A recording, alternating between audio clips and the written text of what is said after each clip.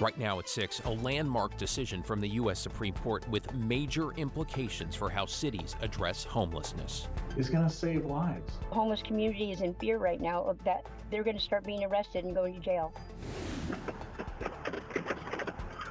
Also ahead, caught on camera as a would-be burglar allegedly walks off with a stranger's dog. Why the owner says he's not pressing charges.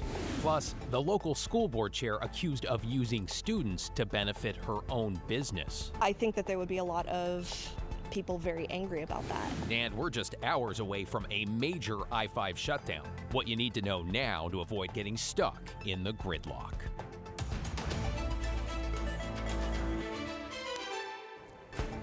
We begin at 6 with a critical U.S. Supreme Court decision that could have major implications for rules and enforcement around homeless camping. Thanks for joining us. I'm David Molko. We want to get right to team coverage now. Blair Bess is tracking local reaction, what the ruling means for efforts to restrict camping in cities like Portland. But first to Kyle Aboshi in the newsroom with the big picture. Kyle? This is a landmark decision from the U.S. Supreme Court on the issue of homelessness. In a 6-3 vote, the High Court cleared the way for cities to enforce bans on homeless people sleeping outdoors when there's no shelter space. Now, you may recall the case centered around Grants Pass. The southern Oregon city tried to block people from sleeping and camping in public spaces, including sidewalks, streets, and city parks. Today, the Supreme Court found those rules did not violate constitutional protections against cruel and unusual punishment. The decision is likely to alter how cities and states throughout the West handle homelessness. Officials across the political spectrum had filed briefs in the case, saying lower court rulings out of the Ninth Circuit and another case in Boise hamstrung their ability to clear encampments and manage a visible and growing crisis. Aaron Hissel is one of the attorneys representing Grants Pass. I think that giving the local leaders for their communities the options of knowing what's best for their community and those experiencing homelessness in their community is going to save lives. They're going to know what they can and can't do with their resources instead of being forced to spend it on shelter space that may not go utilized. Ultimately, Grants Pass is getting their way by pushing everybody out of town, because it's not like they wanted to be in the parks anyway, but they have no place to go. Helen Cruz, the Grants Pass woman you just heard from, was once homeless. She and other advocates complain local ordinances similar to the laws enacted in Grants Pass essentially criminalize homelessness. Important to note, nothing in today's ruling requires cities to take stronger action against homeless people, but it could alter how they police homelessness. Yeah, that's an important clarification. Appreciate it, Kyle. We want to bring in Blair Bess now. Blair, you've been talking with service providers and city leaders, with Portland set to start enforcing its new camping rules on Monday. What are you hearing?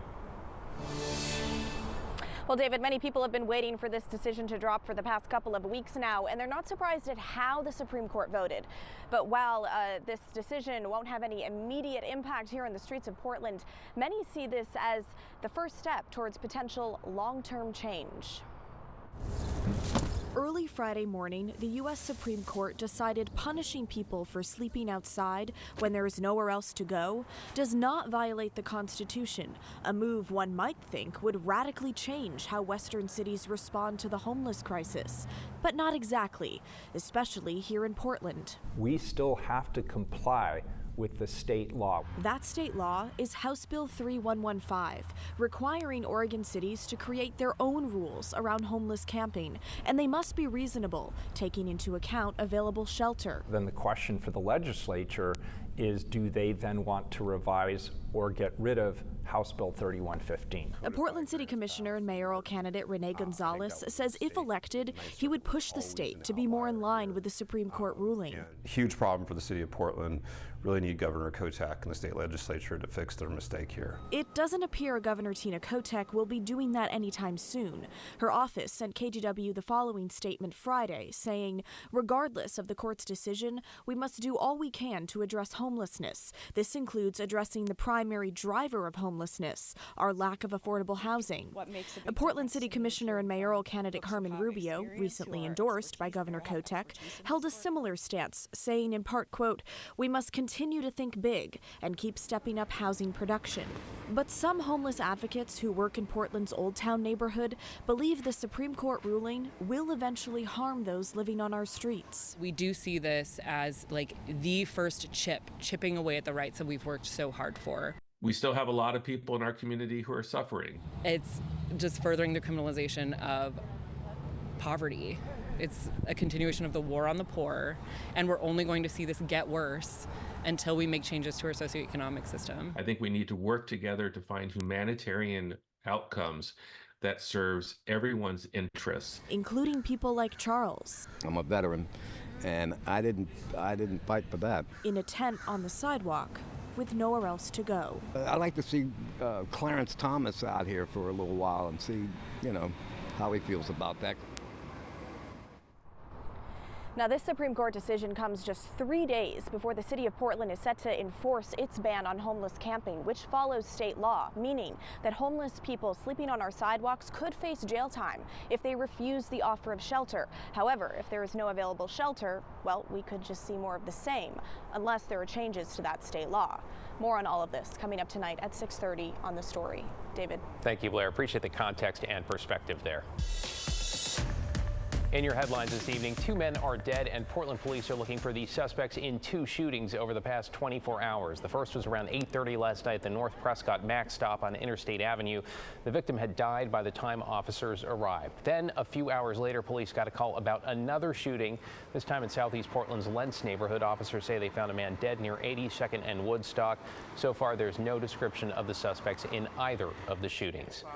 Well, a man convicted in a deadly shooting at a Northwest Portland pizza restaurant is now going to prison for at least the next 5 decades. Today, 27-year-old Marshawn Edwards was sentenced to life in prison without the possibility of parole for 52.5 years. Edwards fired into the Silver Dollar Pizza Company in September 2021, killing Jacob Knight Vasquez. 2 other people were hurt. Authorities say Edwards went on to commit more violent crimes before he was arrested 6 months later. Now, here is some of what Knight Vasquez's sister said today in court. Jacob was not just my brother. He was my heart before I actually had children. His absence has really dimmed the light in our lives. Edwards' lawyers say they plan to appeal his second-degree murder conviction.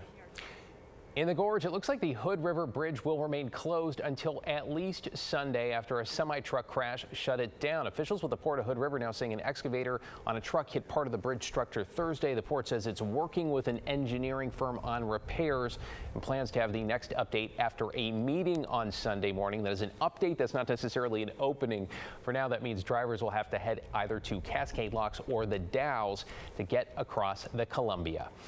And a quick update on 2 wildfires burning in central and eastern Oregon. First, the Darlene 3 fire that's close to the town of Lapine, south of Bend. It's burned about 3,900 acres and is moving away from Lapine. Some evacuation notices on the east edge of town there have now been downgraded. That is good news. Containment is up to 42%. And in Malheur County, the Little Valley fire has stopped growing. It scorched more than 17,000 acres in just 24 hours. It was sparked by lightning Wednesday along Highway 20 near Burns. Containment there now at 50%. Ashley? Well, I don't think we can ask for a Friday much more beautiful than this one. Here's a look outside right now over Portland. You can see the mountain in the distance, blue skies today. We're looking at really warm temperatures that are going to stay with us through this weekend. Here's a look from our Chinook winds camera at Lincoln City. You'll see not so many blue skies there. We're looking at just a few clouds. Those clouds really coming in here in the next few hours. It's going to be cloudy tomorrow as well, but these temperatures really not going anywhere. We're looking at 80 degrees in Portland right now and in Vancouver, 82 degrees in Troutdale, and it's certainly not cold on the coast either. 74 degrees in Tillamook, and Astoria actually made it up to 70 degrees today as well. Now on the eastern side of the state, not quite so cool either. We're looking at 80 degrees in Baker City, 81 degrees in Pendleton. So what can we expect next? Well, we talked about those clouds Saturday. Things are going to be a little bit more sunny on Sunday. We'll talk about that forecast for 4th of July coming up. David? Thanks, Ashley. We'll see you in a few.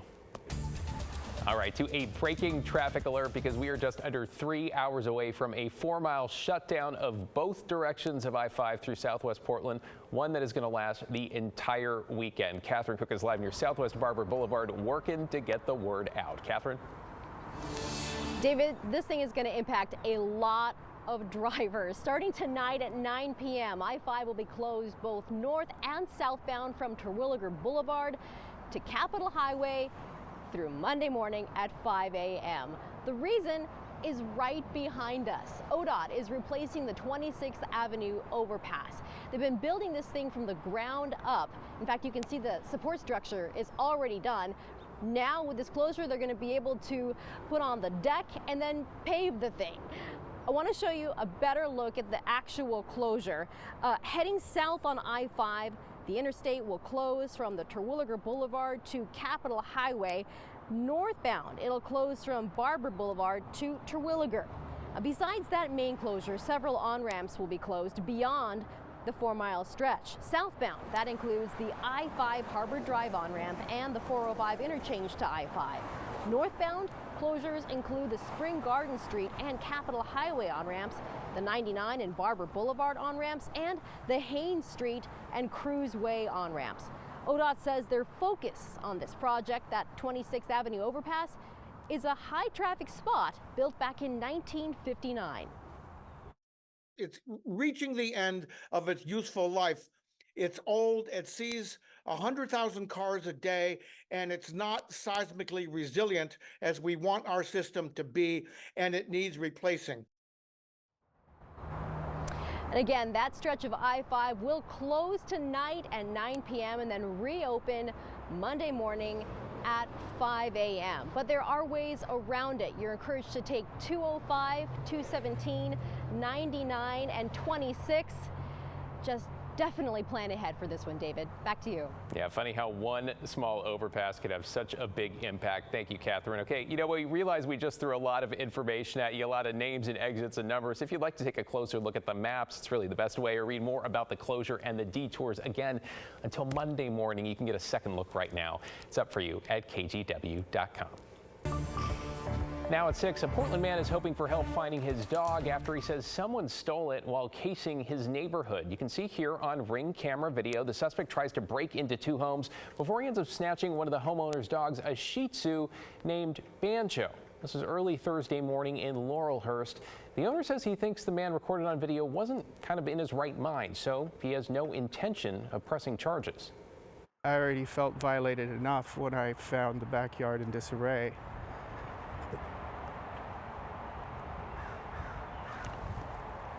But when I found Banjo missing,